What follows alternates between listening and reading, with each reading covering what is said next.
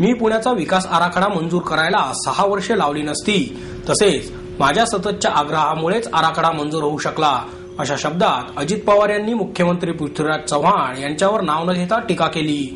त्याचप्रमाणे कलमाडींचे नाव न घेता महापालिका निवडणुकीच्या पार्श्वभूमीवर त्यांचे पुण्यात स्वागत झाले तर काँग्रेसचे काहीच राहणार नाही म्हणून त्यांना न येण्याचा सल्ला काँग्रेसनेच दिला असल्याची टिप्पणी करत पवार यांनी कलमाडींवरही हल्ला केला.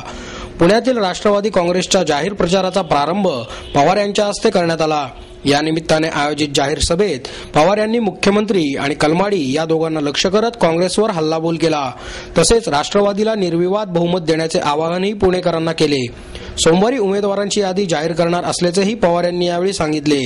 खासदार सुप्रिया सुळे, प्रदेश उपाध्यक्ष वसंत वाणी, शहराध्यक्ष वंदना चव्हाण, आमदार अनिल भोसले, बापू पठारे, प्रदेश प्रवक्ते अंकुश काकडे, सभागृह नेता सुभाष जगताप आदी यावेळी उपस्थित होते. कलमाडी यांचे नाव न घेता पुणेकरांचे नाव पूर्णतः बदनाम करणारे असा कलमाडी यांचा उल्लेख पवार यांनी केला. पवार म्हणाले, राष्ट्रकुल भ्रष्टाचार प्रकरणी तिहारमधून सुटणाऱ्यांचे स्वागत काँग्रेस भवनमध्ये फटाके फोडून केले जाते. ही पुण्याची संस्कृती आहे का? मी विकास कामांबाबतचा कोणताही निर्णय झटपट घेत असतो. माझ्याकडे आलेल्या फाईल 2 ते 3 दिवसात मार्गी लावतो. सध्याच्या BRT बाबत बसचा दरवाजा ठरवण्यातच 5 वर्षे गेली. मागील निवडणुकीत राष्ट्रवादीला पूर्ण बहुमत असते तर इतका वेळ लागला नसता.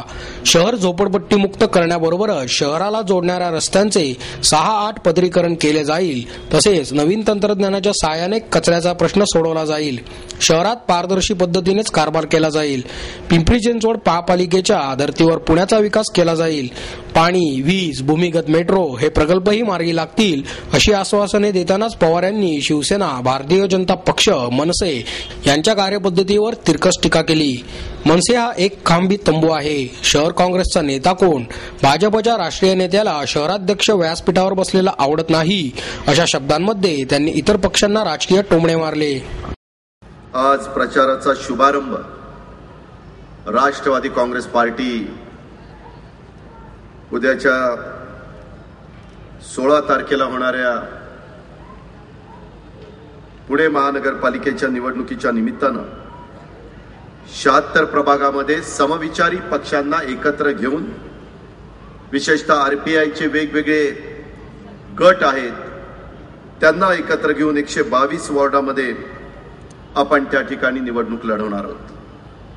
साधारण 30 तारखेला पहिल्यांदा आपली यादी आम्ही सगळेजण निवडणूक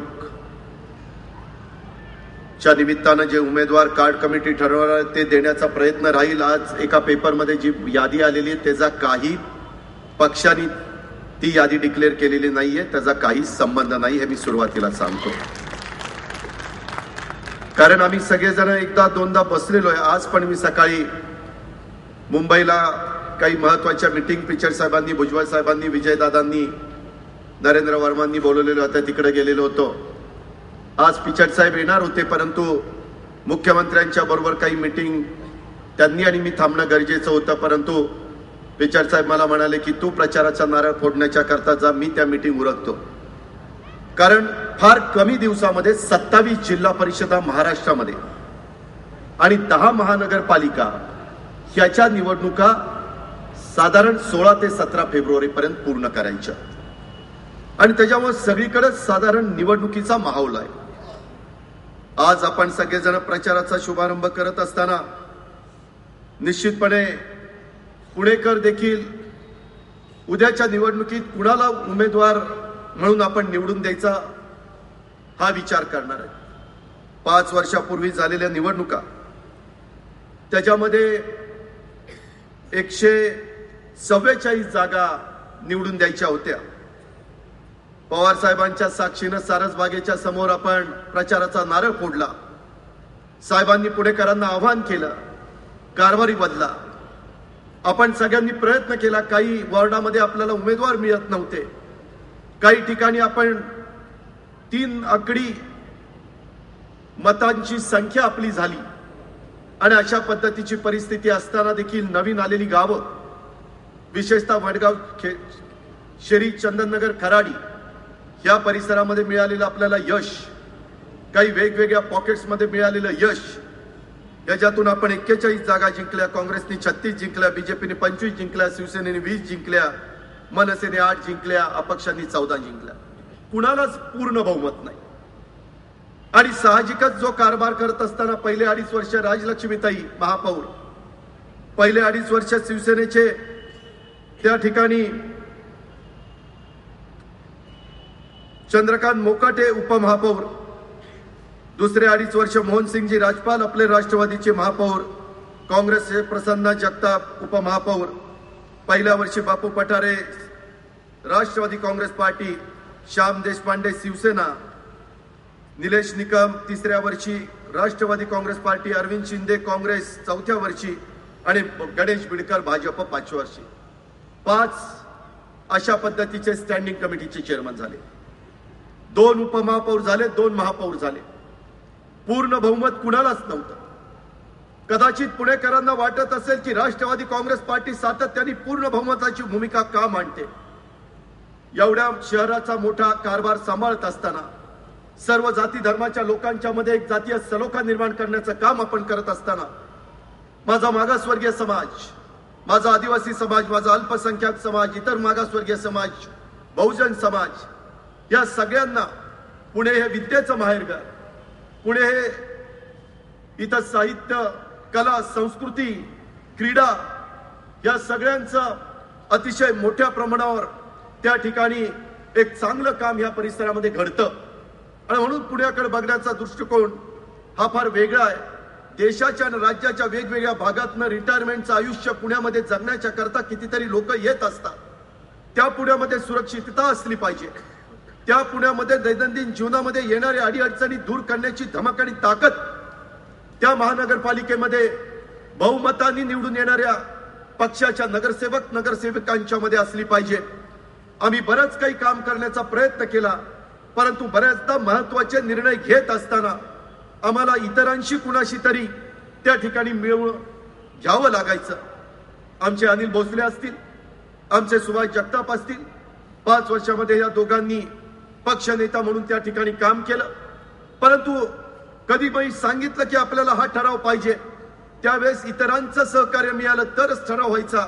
कारण आम्ही 144 मध्ये अपक्ष धरून नंतर पुन्हा 2 जागा राजीनामा देऊन पुन्हा राष्ट्रवादीच्या केल्या. अशा पद्धतीनं आम्ही 48 ते 49 पर्यंत पोहोचलेलो होतो.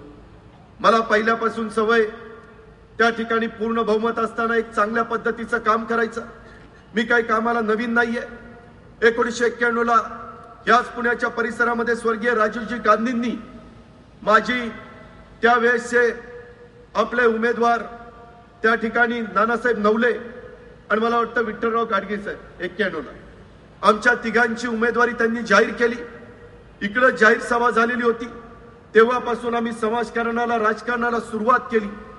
परंतु मी आपल्या सगळ्या पुणेकरांना या निमित्तानं नारळ प्रचाराचा फोडत असताना सांगेन, अनेक पक्षाचे नेते इथे येतील. काँग्रेसचे येतील, भाजप येतील, शिवसेना येतील, मनसे येतील, राष्ट्रवादी काँग्रेसचे येतील. मला पुणेकरांना सांगायचं आहे, प्रत्येक जण येत असताना मी ज्या गावचा आहे ते काटेवाडी गाव राज्यामध्ये स्वच्छ आणि चांगलं गाव म्हणून त्याला संत गाडगेबाबा ग्राम स्वच्छता अभियान मिळालंय. पहिलं बक्षीस मिळालंय. मी ज्या बारामती तालुक्याचं प्रतिनिधित्व 5 वेळेला केलेलं आहे, सुप्रिया आज तिथं खासदार म्हणून काम करते, ते बारामती शहराचा चेहरा मोहरा बदलण्याचं काम पूर्ण बहुमत असताना आम्ही त्या ठिकाणी करून दाखवलेलं आहे. आम्ही पहिल्यांदा गावापासून सुरुवात केलेली आहे. गाव सुधरवलं, तालुका सुधरवला. जे पिंपरी चिंचवड महानगरपालिका 92 सालापासून मी तिथं 92 ची निवडणूक, 97 ची निवडणूक, 2002 ची निवडणूक, 2007 ची निवडणूक आणि आता 2012 ची निवडणूक आम्ही सगळेजण करतोय. त्याही ठिकाणी आम्ही कुठल्याही परिस्थितीमध्ये आज देशामध्ये एक चांगल्या प्रकारचं डेव्हलप होत असणारं शहर म्हणून देशाचे पंतप्रधान डॉक्टर मनमोहन सिंगांनी तिथल्या महापौरांना पहिलं पारितोषिक दिलं. हे देखील आम्ही त्या ठिकाणी करून दाखवलं. म्हणजे आम्ही आमच्या हातामध्ये असणारी महानगरपालिका राष्ट्रवादी काँग्रेस पार्टीने चांगली करून दाखवली, तालुका चांगला करून दाखवला, गाव चांगलं करून दाखवलं. जे इथं इतर पक्षाचे नेते येणार आहेत त्यांच्याही हातामध्ये महानगरपालिका आहे. त्यांनी सांगावं कुठली महानगरपालिका त्यांनी पिंपरी चिंचवडच्या तोडीस तोड करून दाखवली. त्यांनी सांगावं की त्यांची स्वतःच्या नगरपालिका पण त्यांच्या हातामध्ये आहे का, याचं पण आत्मपरीक्षण त्यांनी त्या ठिकाणी करावं. काही काहींच्या हातामध्ये मुंबई महानगरपालिका शिवसेनेच्या हातात आहे. काय मुंबईची अवस्था आहे, कशा पद्धतीनं त्याचं भ्रष्टाचारानं सगळं माखलेलं आहे. ठाण्यामध्ये काय चाललेलं आहे, नागपूरची महानगरपालिका भाजपच्या हातामध्ये, काय नागपूरची अवस्था आहे. मनसे त्या ठिकाणी कल्याण डोंबिवलीमध्ये बाहेरनं शिवसेनेला पाठिंबा दिलेला आहे आणि तिथं कल्याण डोंबिवलीमध्ये निव्वळ रस्ते खड्डेमय त्या ठिकाणी झालेले. मला आठवत आहे ज्यावेळेस आम्ही सगळ्यांनी एकत्रपणे, त्यावेळेस जयदेवराव गायकवाड, आमचे अनिलराव भोसले, आम्ही सगळ्यांनी एकत्रपणे या शहराला, कमलताई ढोले पाटील आमचे आमदार, आम्ही एकत्रपणे पुढे जाण्याचा निर्णय घेतला. त्यावेळेस पुण्यामध्ये गणेश विसर्जनाच्या निमित्तानं, गणेशोत्सवाच्या निमित्तानं, गणेश फेस्टिवलच्या निमित्तानं लोक ज्यावेळेस येत होती, प्रचंड पुण्याचे रस्ते खड्ड्यांनी त्या ठिकाणी खराब झालेले होते. हे काही ज्योतिषांनी सांगायची गरज नाही. 5 वर्षापूर्वीचे खड्डे कशा पद्धतीनं पडलेले होते हे पुणेकरांनी त्या ठिकाणी आठवावं. आमच्या हातामध्ये पूर्ण बहुमत, स्पष्ट बहुमत तुम्ही दिलं नाही, परंतु आम्ही रस्ते अतिशय चांगले करण्याचा, कॉन्क्रिटीकरण करण्याचा, डांबरीकरण करण्याचा प्रयत्न केला. पुण्यामध्ये ज्या मूलभूत गरजा होत्या